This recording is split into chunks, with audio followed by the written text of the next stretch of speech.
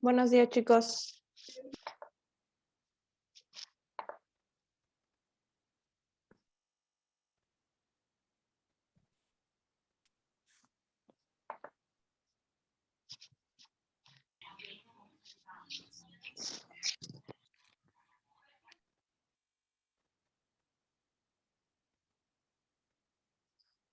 Bueno, vayan prendiendo sus cámaras, chicos, por favor.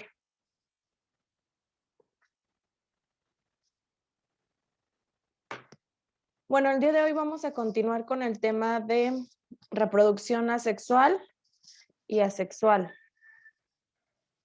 ¿Me pueden recordar cuál es la reproducción asexual, por favor?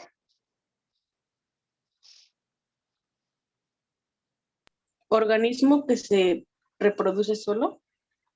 Así es. Es un organismo que se reproducen solos, ¿sale? No necesitan de otro para poderlo hacer.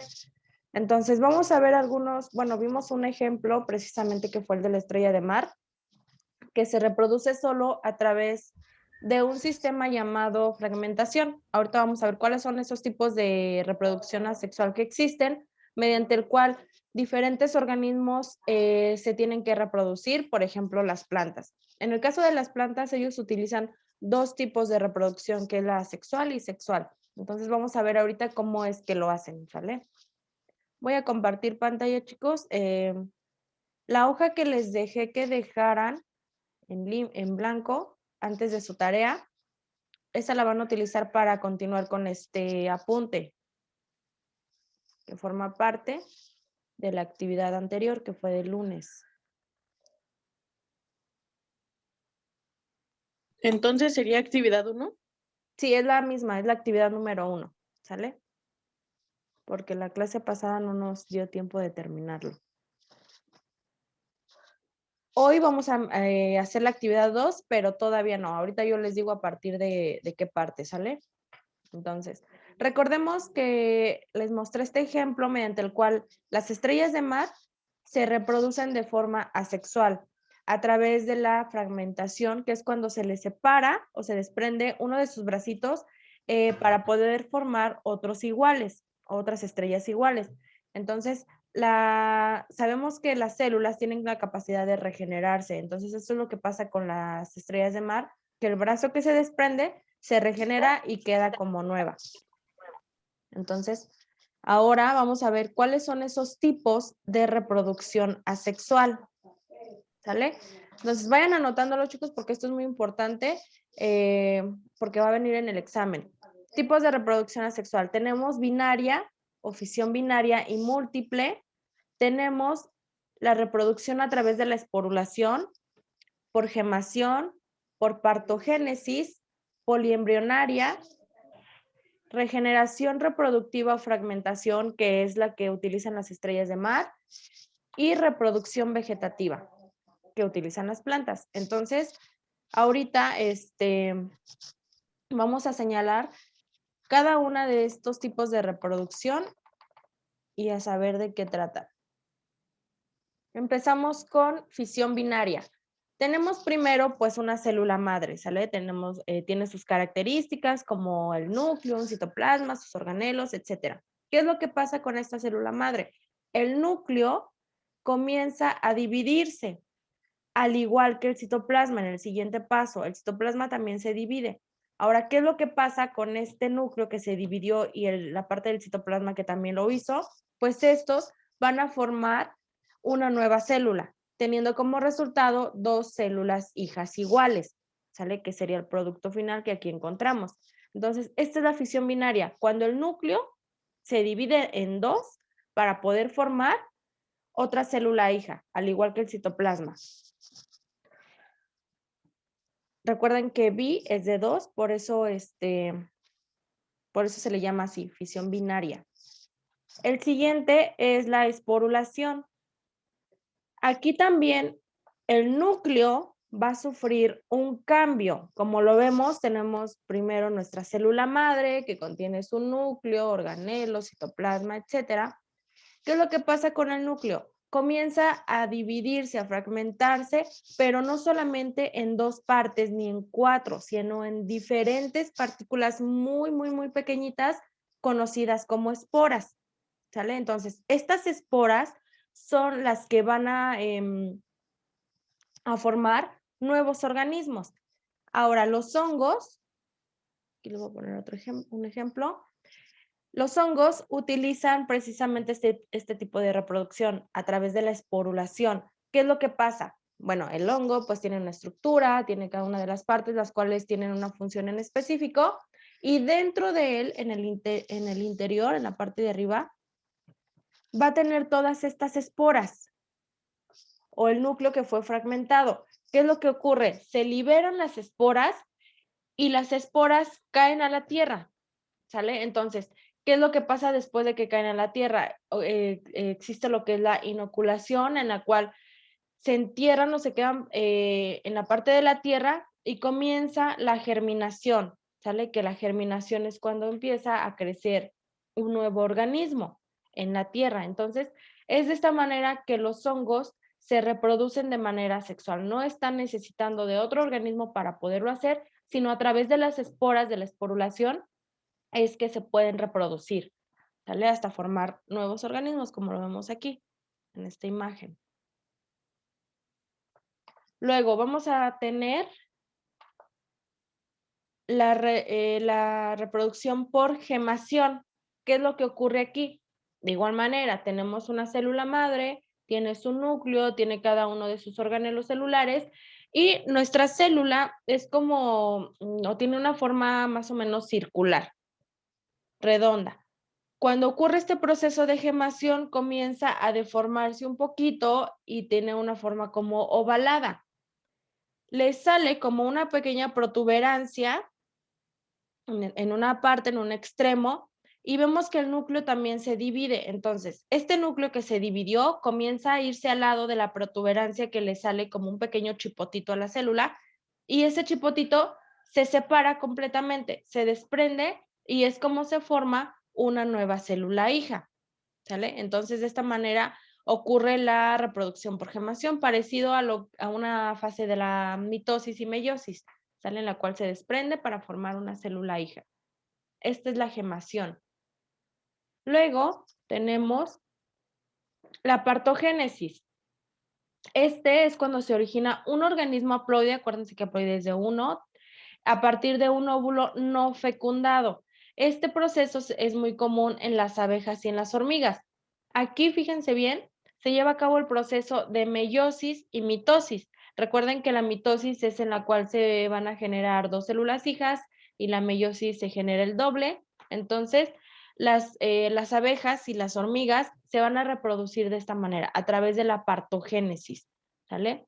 Los gametos, obviamente, se van a dividir para formar los nuevos organismos. Ahora vamos a ver la reproducción poliembrionaria. Aquí vamos a encontrar que hay una variación de la fragmentación llamada como poliembrionaria típica de algunos insectos y de ciertas avispas parásitas y excepcionalmente de algún mamífero como por ejemplo el armadillo. ¿Qué es lo que pasa aquí? Los embriones en las primeras fases de su desarrollo se fragmentan en varias porciones, cada una de las cuales se origina un individuo completo. Entonces, el embrión, vamos a tener que, pues va a ser uno, ¿no? El embrión. Entonces, conforme se va desarrollando, se va a dividir para formar varias partes hasta originar el organismo completo.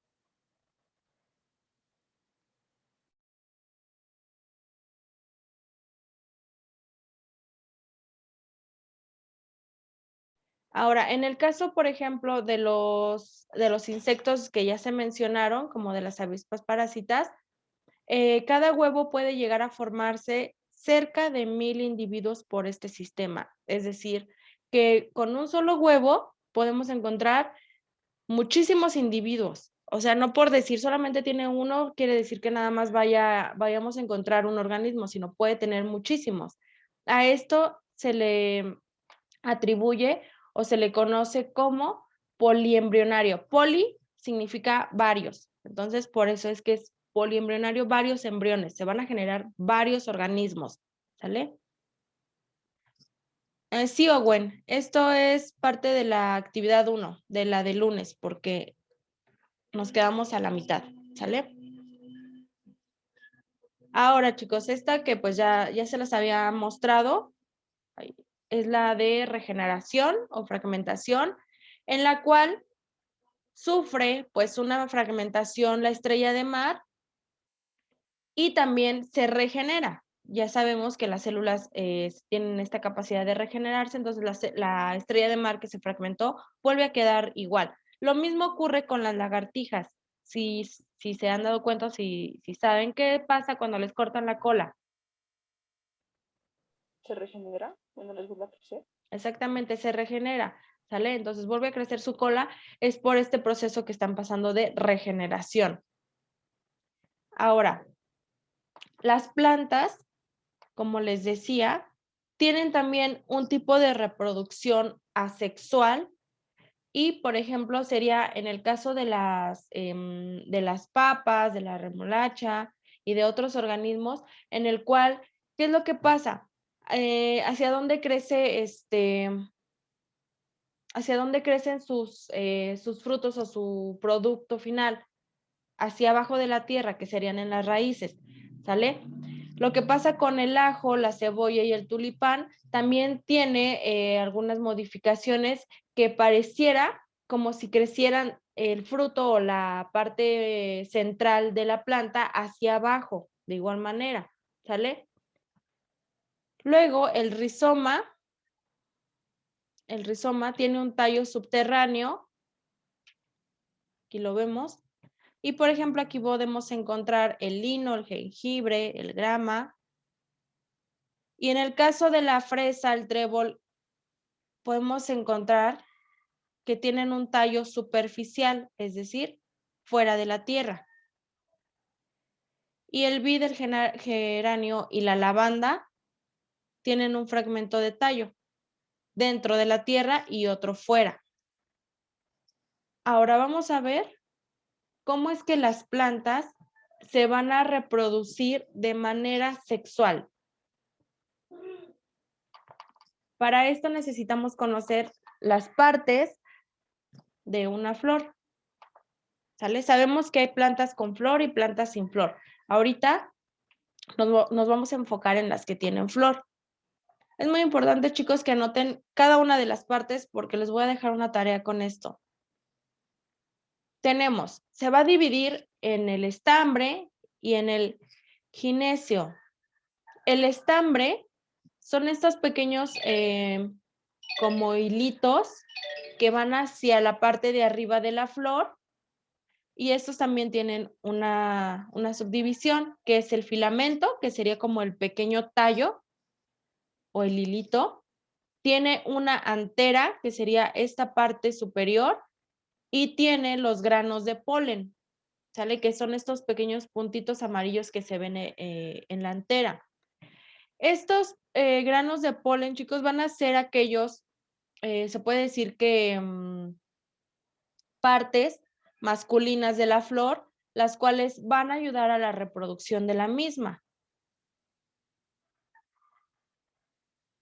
No, Jennifer, esta es todavía de la actividad 1, porque es del tema de la reproducción que estuvimos viendo el lunes. ¿Sale? Ahorita yo les aviso cuando ya sea actividad 2.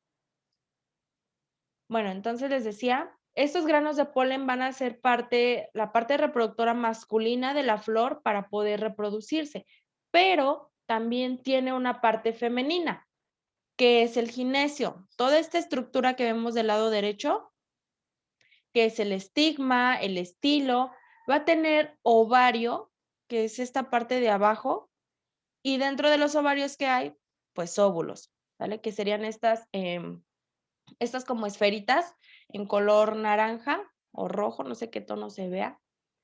Estos son los óvulos que van a ser fecundados por el polen. Ahora, ¿cómo es que se llega a dar esta fecundación de las plantas? Bueno, ahorita les voy a decir que, por ejemplo, las abejas forman una parte importante de este proceso, pero voy a terminar primero de decirles cuáles son las partes.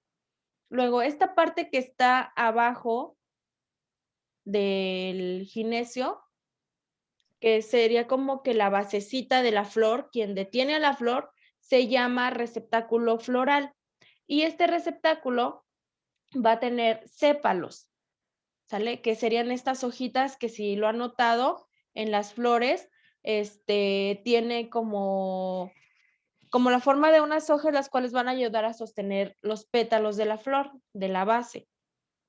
Luego vamos a encontrar los pétalos, que pues ya todos conocemos cuáles son los pétalos de la flor, ¿sale?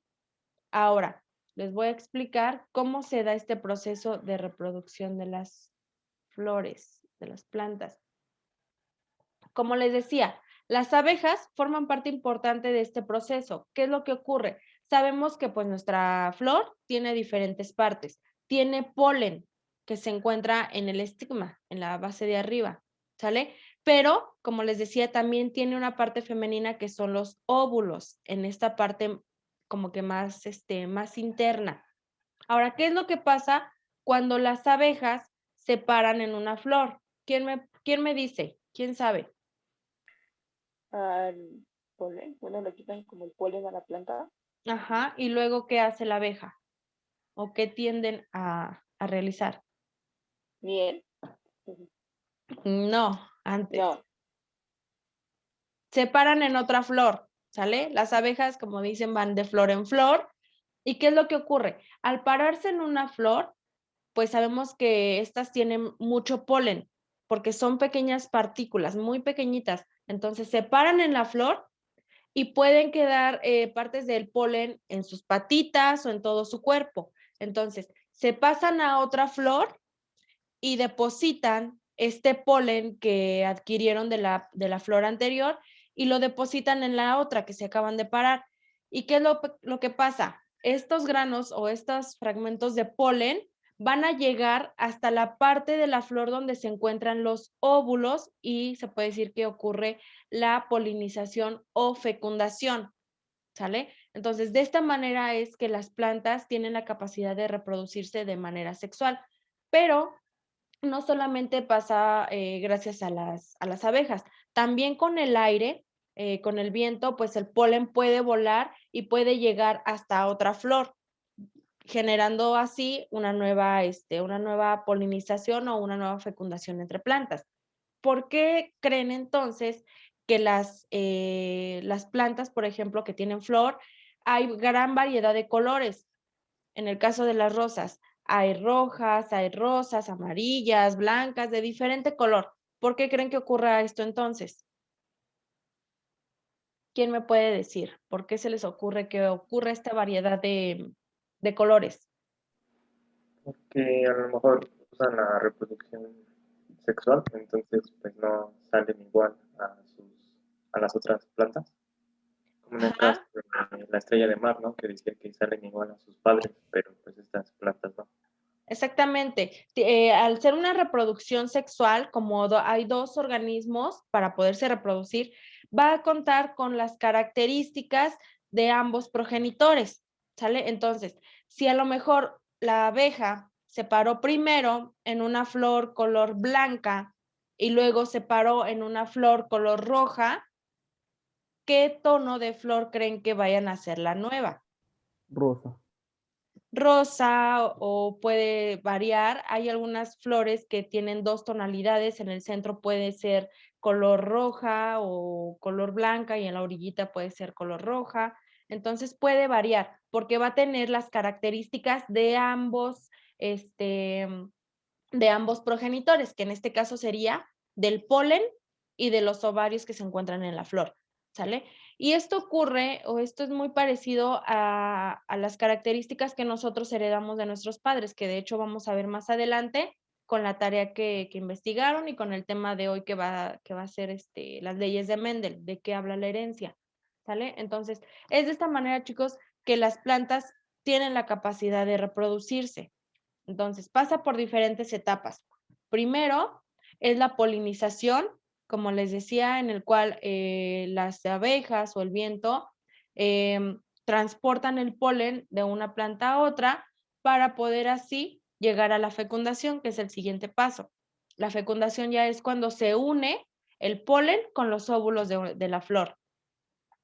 Posteriormente vamos a encontrar la dispersión. Aquí también tiene mucho que ver, por ejemplo, los frutos. Si saben, bueno, como sabemos, tenemos frutas que varían mucho en sus colores, en sus formas, etcétera, aunque sean de la misma especie. Por ejemplo, tenemos manzanas amarillas, tenemos manzanas verdes, manzanas rojas, las cuales sufren estos cambios o estas transformaciones precisamente por la combinación de semillas o la combinación de características de estas plantas, ¿sale?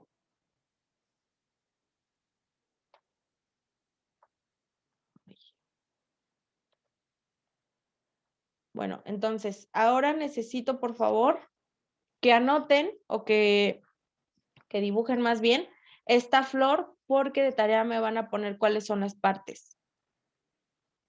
Entonces, cópienla en su libreta, por favor, lo más parecida posible, porque si les hace falta una parte, pues no van a poder ponerlas completas. Esta está formada por 10 partes, entonces dibújenla lo más parecido posible, por favor, antes de que cambie la diapositiva.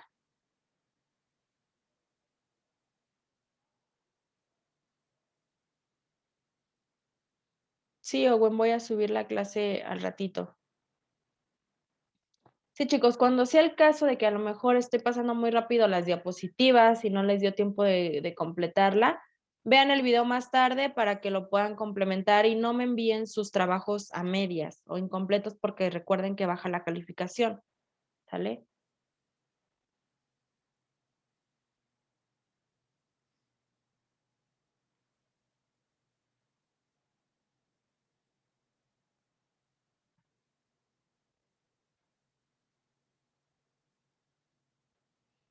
Nada más pónganle como título partes de una flor. Así pónganle, no le pongan específicamente qué flores.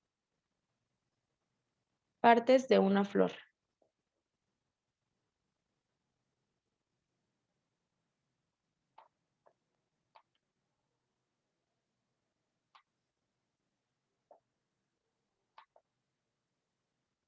¿Ya lo tienen? ¿Ya? Bueno. Ahora ya para dar conclusión a este tema, vamos a ver cuál es la comparación entre la reproducción sexual y la reproducción asexual. Tenemos que la reproducción sexual interviene en gametos y en la reproducción asexual no van a intervenir. Ahora, la reproducción sexual tiene características diferentes al progenitor y en la reproducción asexual son características iguales a la del progenitor, como decía su compañero. Cuando existe la reproducción sexual, puede tener el hijo características de ambos, sale como de la padre, como del padre, como de la madre. Pero cuando es una reproducción asexual, cuando es por un solo organismo, pues va a ser completamente igual. Ahora, en la reproducción sexual, tiene gametos masculinos y femeninos para poderse reproducir. Y en la reproducción asexual, pues solamente tiene es reproducido por un individuo que puede dar formas diferentes. Entonces, como lo vimos en el caso de la flor, aunque es un solo organismo, tiene la capacidad de reproducirse solo, pero teniendo partes masculinas y femeninas, como fueron los óvulos y el polen. La reproducción sexual implica la unión de células y en la reproducción asexual no. En la sexual, dos progenitores de dos sexos y en la asexual únicamente un progenitor. Entonces, sí queda clara la diferencia, chicos, entre la reproducción sexual y asexual y cómo es que las plantas tienen la capacidad de reproducirse solas, pero también con la ayuda de otro elemento. ¿Sí o no? Sí. Bueno, entonces pasamos ahora sí con su tarea.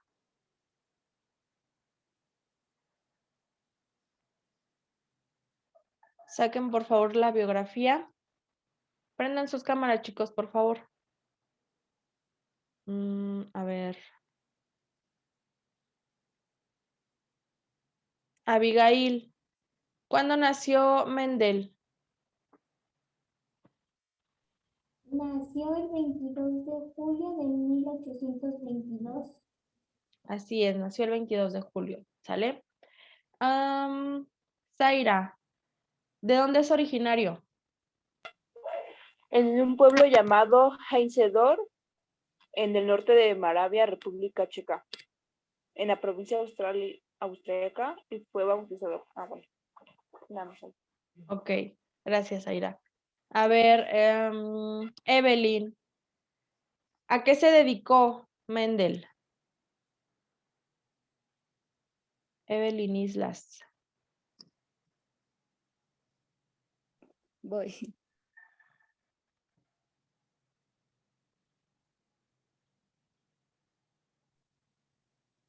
Pues fue un fraile, ¿no? Ajá, fue un sacerdote. Ujú. A ver, ¿qué más, Eric? Botánico. Fraile y botánico. Botánico, ajá.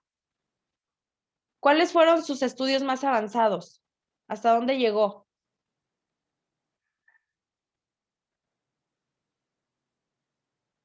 A ver si lo investigaron. Solo sé que llegó hasta la Universidad de Viena, ¿no? Pero, ¿qué grado? Pues sí terminó porque estudió historia, botánica, física, química y matemáticas. Así es, de hecho hizo su doctorado en ¿qué? A ver si lo tienen. Para profesor, creo que profesor, pero no se retiró, terminó. Pero específicamente su doctorado en ¿qué? ¿No? En matemáticas y ciencias, ¿sale? Entonces, él estuvo realizando diferentes experimentos para poder establecer las leyes de Mendel, que habla pues de la genética. De hecho, se le conoce como el padre de la genética. Entonces, él utilizó unos elementos de su jardín. ¿Qué fue? ¿Quién me dice? Para poder hacer estos experimentos. Plantas. ¿Qué plantas? Aprendió de padre cómo hacer injertos y cultivar árboles frutales. Ajá. Específicamente, ¿cuál? Bueno, yo no sé si esté bien, pero dice que comenzaría diversos análisis de herencia de los guisantes. Exactamente, los guisantes, también conocidos como ¿qué? ¿Cómo los conocemos? Como elemento, no, caracteres. No, chícharos, ¿Chícharo? ¿sale? Son los conocidos, los guisantes son los chícharos, ¿vale? Entonces, él estuvo realizando experimentos con estos guisantes para poder establecer sus leyes.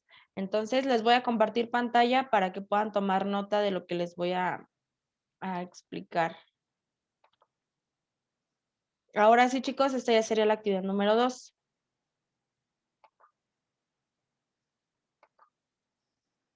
Actividad 2 es un apunte, segundo parcial, la fecha de hoy, 7 de abril, y el tema es principios de la herencia.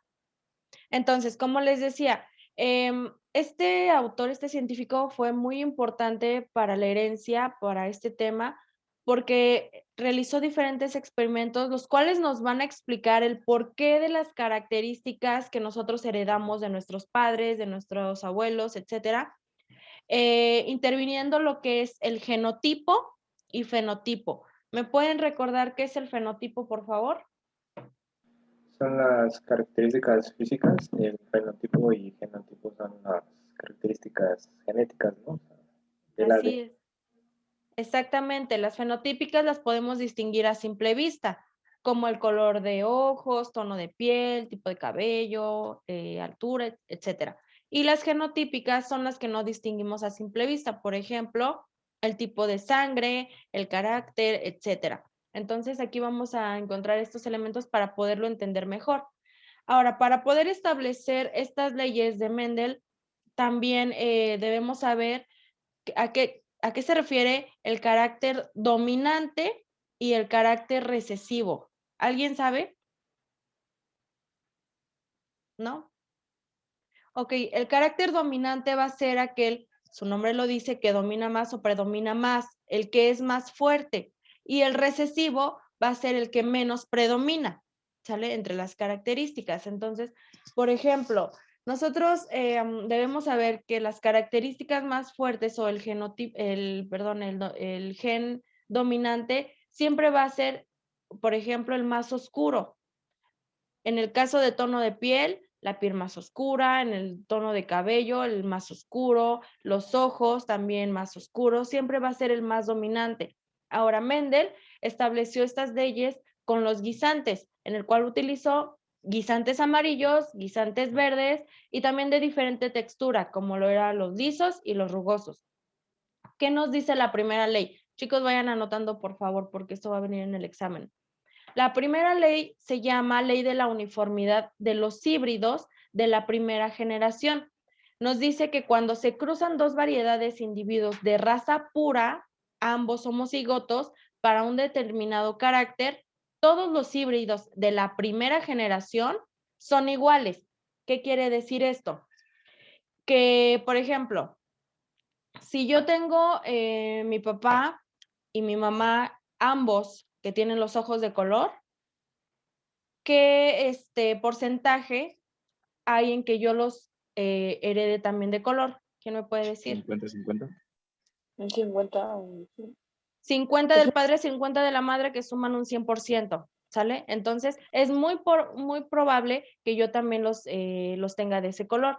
En la primera generación, la primera ley de Mendel precisamente nos habla de la primera generación, siempre y cuando los progenitores, en este caso, sean de raza pura, ¿sale? Sí, también, Christopher, puede suceder en los perritos.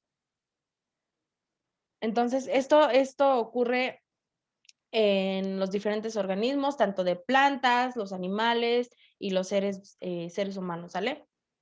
Entonces, Mendel llega a esta conclusión al cruzar variedades puras de guisantes amarillas y verdes, pues siempre obtenía de este cruzamiento variedades de guisantes amarillas. Es decir, Mendel cruzó un guisante amarillo o guisantes amarillos y verdes, pero en este caso el que más dominaba o el gen dominante era el amarillo.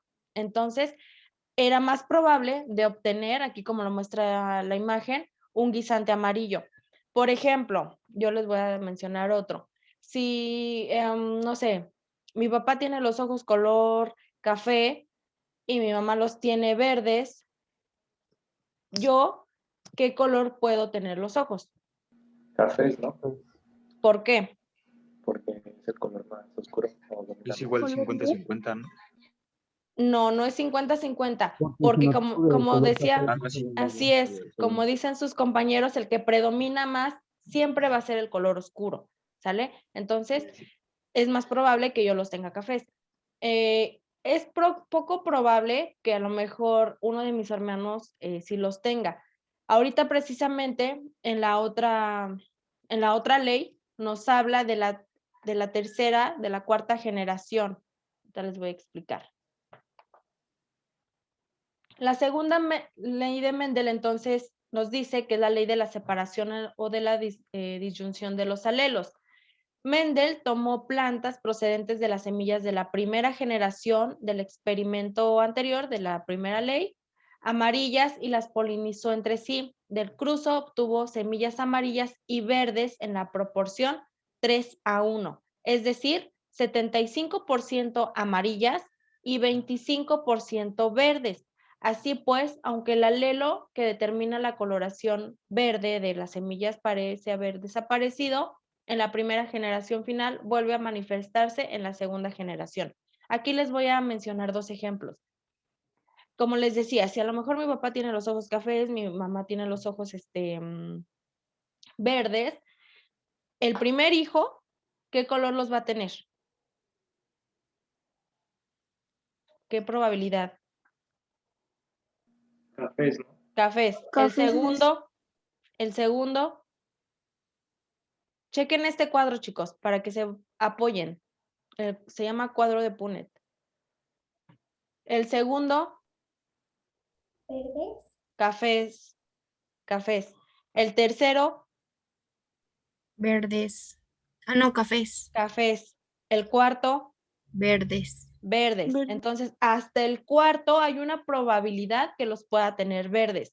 Ahora, lo mismo ocurre cuando, por ejemplo, tenemos nuestros bisabuelos, ¿no? Que a lo mejor tienen los ojos azules, un ejemplo. Si mi bisabuelo tiene los ojos azules, mi abuelita es probable que los tenga azules si mi bisabuela los tiene cafés. No, serían cafés, ¿no? Cafés, así es. Mi mamá Sería Igual, uno, sería uno de sus hijos de usted, ¿no, maestra? sería, así es. Entonces, mi abuelita serían cafés, mi mamá serían cafés, yo serían cafés y mi hijo o mis hijos, ahí sí habría una probabilidad que los tuviera azules, ¿sale? Entonces, de esto trata la segunda ley, chicos, que hasta la cuarta generación, a partir de la tercera, es donde puede haber un cambio con un gen recesivo. Recuerden, siempre el tono más oscuro va a ser el que domina más. Lo mismo pasó con un experimento que hicieron con unas moscas. No recuerdo ahorita qué autor lo hizo, pero con unas moscas puso en un frasco moscas con ojos de color rojo y moscas con ojos de color café. Entonces, las moscas, la mayoría de las larvas y de mosquitas que se convirtieron, ¿qué color creen que las tuvieron? Sus ojos, la mayoría. cafés. Café. Cafés, exactamente, porque es gen dominante, ¿sale? Entonces, esto es lo que ocurre en la segunda ley de Mendel. Hasta la cuarta generación hay una variación. Profe, Mande. entonces, ¿no tiene nada que ver lo de la familia? Bueno, o sea, el color, porque la familia de mi papá, bueno, toda la familia de mi papá tiene los ojos azules Ajá. y mi mamá los tiene cafés. Pero entonces, ¿cómo estaría ahí? Porque a lo mejor generaciones anteriores también predominó más el color azul. Entonces, por ejemplo, ¿tú qué color de ojos tienes? Cafés claros, pero muy claritos. Bueno, no tanto, pero muy claros. Así es porque predomina más el café, ¿sale? Ya. Entonces, si tu familia, toda tu familia tiene los ojos azules o verdes, es porque a lo mejor generaciones anteriores predominó más ese color, ¿sale? Porque Entonces, la de mi papá, bueno, la mayoría de mi papá los tiene azules y la de mi mamá los tiene negros y cafés. así es. Entonces es por eso, porque predominó más en el caso de la familia de tu papá el color azul. Y mis hijos, de que, bueno, o sea, si tengo, Puede haber una probabilidad, tus hijos o tus nietos. wow, gracias. Sí, de nada. Dime, Melissa, ¿Podría regresar la anterior diapositiva? la de la segunda ley, ¿está? Eh, sí, exacto. Ok. Bueno, chicos, entonces, la tercera ley de Mendel, ahorita pongo la diapositiva, nos habla de los caracteres independientes. Esto quiere decir que nosotros podemos tener características que a lo mejor nuestros padres, nuestros abuelos, nuestra familia no las tuvo, ¿sale? Por ejemplo, que a lo mejor yo pueda tener un lunar que a lo mejor ninguno de mi familia la tiene, o el cabello chino que a lo mejor ninguno de mi familia la tiene. Esa ya sería una característica independiente, ¿sale? Sería como que algo que me va a identificar a mí. Entonces, esto ya no se saca de la herencia, ya no se saca de los genes, sino es una característica independiente, solamente mía. De esto nos habla la tercera ley, ¿sale? Entonces, en la tercera ley precisamente es donde Mendel utiliza los guisantes lisos y los guisantes rugosos. ¿Ya la puedo cambiar, Melissa? Sí, ya. Gracias. Sí, de nada. Entonces, él utilizó guisantes amarillos, guisantes verdes, algunos lisos, algunos rugosos, y pudo determinar que hubo alguna variación. Por ejemplo, aquí en la última generación del cuadro de Punnett, vemos que tiene color blanco y color, ¿cómo se llama? verde. Entonces, es un guisante